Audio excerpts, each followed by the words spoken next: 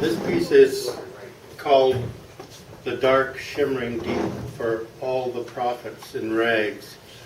And what that's about is the people who are out there who are invisible until they forcefully approach you. The people that a lot of people ignore, the people who are off their meds or who've been over-medicated or who are just angry because circumstances have left them in poverty or homeless, and who come up and talk to you. And if you talk to them, as someone else has mentioned earlier, I think they're actually mostly pretty cool people, but a lot of people try their best to ignore them.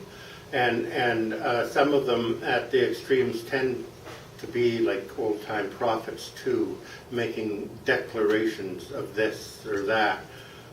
And so this is for them, for all the prophets in rags, in their voice. I walk a wilderness of concrete streets. I speak to the wind. I cry out to the sky, and have heard it all. I've never heeded. I have seen how thin is the line and how frail the membrane between us, between the light and the dark shimmering entity ripping the membrane. I've gone too far and seen too much, have stepped into that too near night and seen the dark shimmering deep at its heart. I've been to the heart of that place, have been taken into its enchanted arms, and am not yet free, nor ever will be. I stand at the gate to that glorious garden, barred by crested iron from going farther into the light, flooding its farthest reach. I stand at the gate to a garden of darkness as it draws me back, cling to the iron gate between me and the sunlit garden just beyond.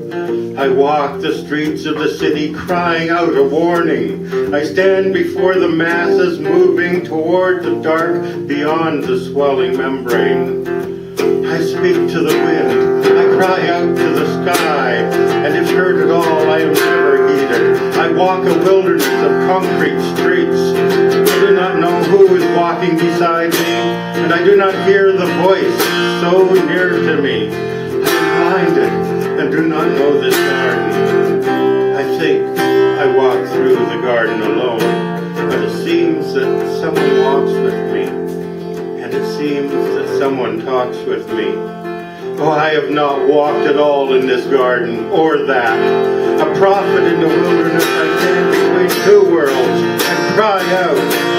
I feel in my hands the cold of iron bars, and my eyes burn with light beyond, as the darkness pulls my heart and soul. I walk the streets of the city crying out a warning, yet still the masses swell and press endless into that dark, shimmering, deep night.